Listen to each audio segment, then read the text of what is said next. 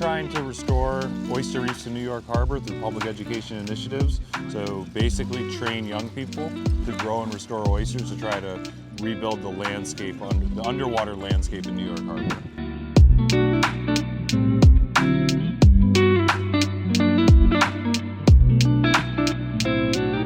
A little context about oysters. So each adult oyster can actually filter 50 gallons a day. So with that goal, we would hope to filter 50 billion gallons a day with a billion oysters. And with that cycle, we can actually filter the whole harbor within 3 days. We want to do our part to turn New York City back into like a waterfront city, where the people in New York City feel connected to the maritime experience and all of the career opportunities on the water. And also when you think about, New York City is one of the most vulnerable cities in the world to climate change and rising water levels. And that's everyone's problem, particularly folks who live in like low-lying communities. And so, we think about social resilience as building that connection to nature and to the harbor as a way to, proactive planning for climate change and figure out how as a city we can be better prepared for rising water levels. Working with volunteers to build cages and clean shell, to then put them in those cages, get them to our set tanks, which is in multiple places. We have some in Red Hook, we have some here on the island. Once we get them transported there, we seed them with baby oysters, and from that point we will then deploy them into the New York City waters in each given part of wherever we have the projects. And pretty much the whole cycle is trying to restore a billion oysters.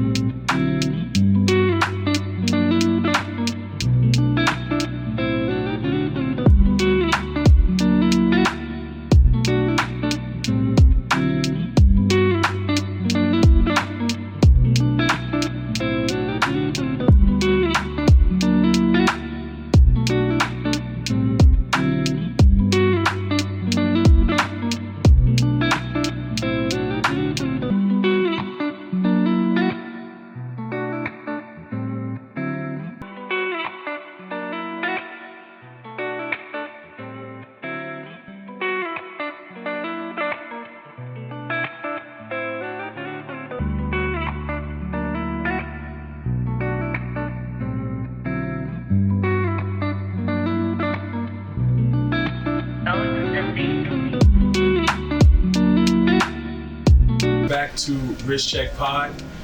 I am your co-host, Rashawn. I'm Ben. And we make up Risk Check Pod. We have a very, very special guest here, Mr. VJ Geronimo. Thank you guys for having me back. Our first VP guest. Yes, first VP guest. VJ is making history, especially on the Risk Check Pod.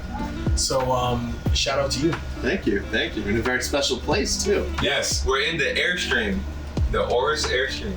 Yes, really, really cool to have this Oris experience. We have beautiful timepieces around us. We have lovely Oris beer hanging out with us. We have Oris bugs. Of course. Cheers. Always. Yeah, cheers to that. Cheers to that. As we enjoy ourselves and have a good conversation about what we're doing today. Yeah, so we're here actually on Governor's Island, which is right off the coast of Lower Manhattan. Like a 5-10 minute ferry ride. If you're not familiar with that, all got the experience of being here. We're working today on Governor's Island to launch our newest watch called the New York Harbor Limited Edition. It is in conjunction with the Billion Oyster Project, which is based here on Governor's Island. So as part of the experience today, we got to go around and kind of see the work that they're doing. And it's like really, it's something that's so close to home, but something that's so unique and right? You explained it correctly. I mean, Rashawn and I are native New Yorkers, and we had no idea Governor's Island is a working, active conservation center. That's very true. Yeah. And it's like, the work that they do, if you're not familiar with it, they have a restaurant collection program throughout NYC where they have about 45 restaurants on there so when anybody eats an oyster or a clam, they collect the shells from those restaurants. They have a program and they bring them here to Governor's Island to basically, they put them in a pile and for about a year. So they basically seed them, and then they clean them, and then they put them in these cages. Cages is a bad word, but you know these They're tanks. Yeah, these tanks that they take shipping containers and convert them into tanks so that it's actually a livable habitat for the oysters until they get replanted into the ocean in New York Harbor. and then they basically replant those back into the ocean, back into the harbor, and regrow the oysters. And their goal is to actually put 1 billion oysters back into the harbor by 2035. Yeah, I mean, So- right there going, no habitat for sure.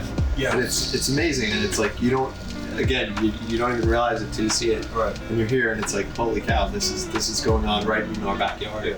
And yeah, So how exactly did Oris get involved with the Billion Oyster Project? so the Billion Oyster Project, we basically, they came to us actually. So they had seen a lot of the work we've done with conservation and such, and they approached us about it as being the brand that they wanted to talk to about putting that project together.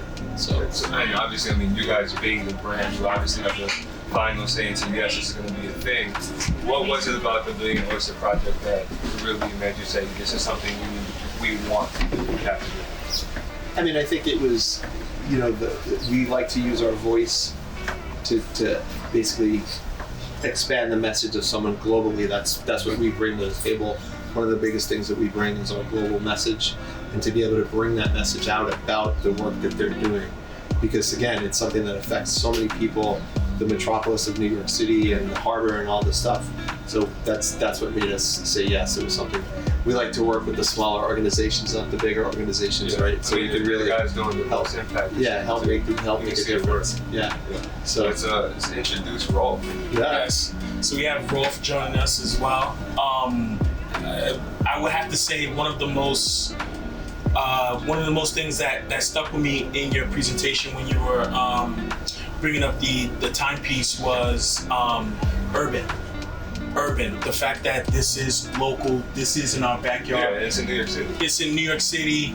Our connection and correlation to New York City and how much New Yorkers have New York pride. Obviously, we were able to enjoy the Yankees game. Yeah. You know, I've got my Yankees gear. It was very special, for someone, to actually acknowledge and embody the New York culture, because you could go ahead and say, well, let's do something in Switzerland, like you said. We can do something in Switzerland, or we can do something in Europe, but it's like, no, let's bring it to New York City where, the impact's being made. Where the impact is being made. And for those of you who don't know, VJ is the North American CEO, and Rolf is the CEO of Oris as a whole. So we have them both here to share the very powerful and impactful message that they're sending along, not only with the Billion Oyster Project, but also with the watch, which we'll get into in a bit. I guess I'll open the box. Yeah, sure. Yeah, please do. But it's really, really, really nice. I just tilted it up so you can go on the camera. But there it is. And obviously the Billion Oyster Project is in the name Oyster. It's a green dial that's actually mother of pearl, which is probably my favorite part about it. So can you guys walk us through how exactly this green mother of pearl exists? Well, actually, it's a very thin slice of mother of pearl, and then you have a color behind it that gives you that exact shape that we have there. And we worked very hard on getting that right color, of getting that matte green that reflects the oyster itself, but also the waters here in New York Harbor. And it depends on the thickness of this mother of pearl disc, on the color of the mother of pearl, and then on the color of the back plate to really make it work out. And as is always with these days, there's a lot of trials, and then you test it on a printout, all these colors, and then you have a prototype of the plate made, and then the color on the plate, of course, looks a bit different than on the printout, so you start all over again. It was a long process, but I think the watch as it is now, it's gorgeous. Yeah, we know mother of pearl is a super hard thing to work with, because, I mean, if you ever seen mother of pearl is a shell that actually holds the pearl or the clang or whatever you want to call it. And it's already super thin. They then need to cut that even thinner so that it's basically see-through, right? So that you can get the color of the painted plate behind it. It's insane. No, it's yeah, we wanted to make something that was symbolic of what we're doing. And why green? It came out beautiful. Well, because that's the color that inspired us in this project. Here we are on Governor's Island. We look into New York Harbor. That's now there's the sun is gone. It's a little bit cloudy, and I see the water exactly being that color, right? Yes. And normally, you know, our Aquis lying there, all these colors, they pop, they make you smile, right? It's green, blue, red. Here, we wanted to be a bit more subtle. We wanted to integrate not only the aspects of the environment here, but also make an urban watch. And together with that strap, the 41mm case, the steel top ring, I think we have brought all these elements that make that project so fantastic into this watch. What's really cool too is, like, you know, you guys chose the Aquis, and the Aquis seems to be one of the timepieces that kind of spearheads and leads the charge in the limited edition pieces or It seems like the initiatives that flagship you guys model do. for you guys. Yeah, it's a flagship model. Yes. Yeah. Is there a reason why, like, the Aquis is kind of like leading the charge in your initiatives? Well, many of the things we do are related to water, and Aquis is our dive watch, so there comes the fit. Yes. Right. Plus, it is our best-selling model, so it's a watch. Yeah, it makes the most sense. Yes. That a lot of people appreciate, and here in this case, I certainly think that it makes a lot of sense to have it this way, especially for this project. You said before, we appreciate that we do that for New York. Yeah, I think that's a great thing, and I think the way we look at sustainability is that we want to motivate people to take action. And we made pieces like Lake Baikal, where we contributed to Lake Baikal. But here, when the work of this organization is really we're backing the motivation to contribute, to get out there. This morning we cleaned shells, right? Yes. The motivation to do these things and to contribute to actual change yourself, because only you can make a difference. Yes. It's much bigger here, and I hope we will inspire some people to do that here. And I mean, New York's a very dense place, so if a lot of us come together to help Billion Oyster Project do what they're doing, they'll be before 2035. They'll hit that target for sure. This is obviously a special edition watch. You guys do commemorative case bags and very special things on it. Can you tell us more about the case bag on this one? BJ, you want to say something? Yeah, sure. It was it was based on the Oyster Project, so it has oysters on the back of it, showing the project and kind of symbolizing the oyster, the Billion Oyster Project that it was named for, or not that we're in association with. And Rolf was saying earlier, what I like that he said was, instead of making it look pretty, like, you know, pretty oyster or something, it's like, no, we want it to look like what oysters do when they're in the water. Like, the real deal, this is what it is what you're gonna get on the watch. Yes. Which I think is special to portray that too. It's not all pretty when it comes to watches, it's real work and real things that happen to make them what they are. And I think that speaks volumes about where we are today in the luxury industry, right? It's much less about this exclusive form of luxury that's dominated what we did till a few years ago, where it was all about being polished, about just showing pretty things. Now, and we as a brand really stand for that inclusive luxury, not exclude people, but take people on your journey. Enjoy an object, share the joy about an object with people. And then, when you're at that point, it's not about just making it look beautiful, it's about giving a message. And I think that's what we do here.